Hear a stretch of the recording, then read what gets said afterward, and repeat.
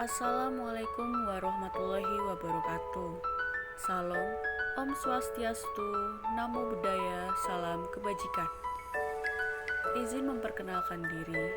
Nama Silvi Maya Puspitasari, Gelombang Latsar, Gelombang 5, Angkatan 30, Kelompok 3, Asal Instansi Inspektorat Jenderal.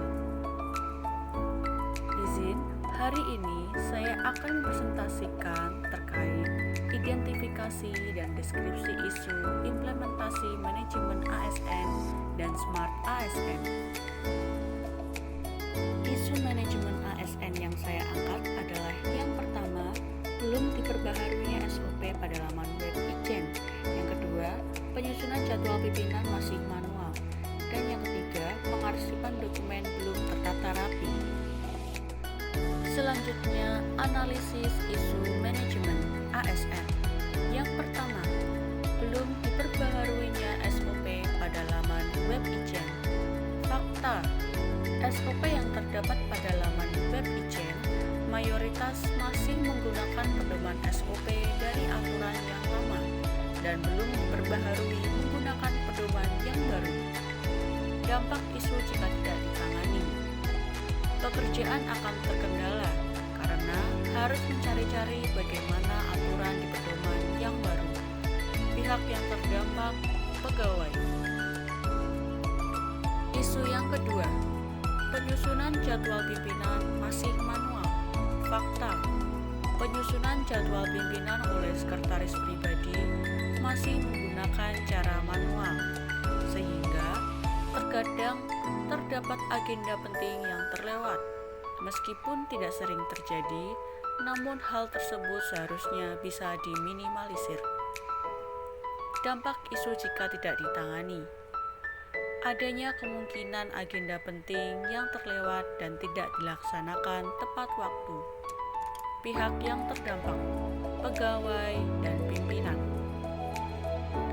Isu yang ketiga, pengarsipan dokumen belum tertata rapi. Sistem pengarsipan dokumen di beberapa lingkungan inspektorat belum tertata rapi, sehingga akan memperlambat pekerjaan apabila dokumen yang dibutuhkan tidak segera ditemukan. Dampak isu jika tidak ditangani. Penggunaan waktu pekerjaan jadi tidak efisien dan efektif apabila harus mencari-cari dokumen terlebih dahulu. Pihak yang terdampak, pegawai. Isu Smart ASN. Untuk isu Smart ASN, saya mengangkat yang pertama, belum terdigitalisasinya form surat usulan nama pegawai. Yang kedua, beberapa ASN yang tidak adaptif dengan kemajuan teknologi. Yang ketiga, data kehadiran pegawai tidak sesuai dengan lokasi unit kerja. Selanjutnya, analisis isu Smart ASN. Isu yang pertama, belum terdigitalisasinya form surat usulan nama pegawai.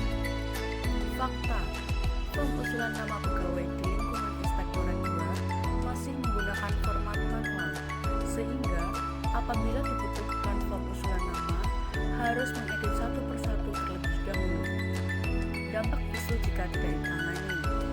Waktu kerja menjadi tidak efektif dan efisien.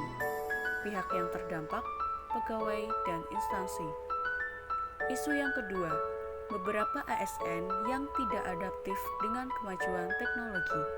Fakta, beberapa ASN yang sudah berusia lanjut cenderung kesulitan untuk mengakses teknologi.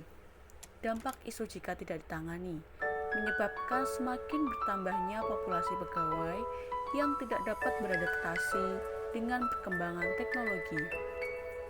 Pihak yang terdampak, pegawai dan instansi. Isu yang ketiga, data kehadiran pegawai tidak sesuai dengan lokasi unit kerja. Fakta, tracking yang dilakukan oleh admin website absensi skema Raja menemukan bahwa beberapa pegawai tidak melakukan absensi di lokasi unit kerja. Dampak isu jika tidak ditangani, pegawai akan semena-mena dalam melakukan absensi, sehingga dapat menimbulkan kemungkinan untuk melakukan absensi jarak jauh namun tidak masuk ke kantor.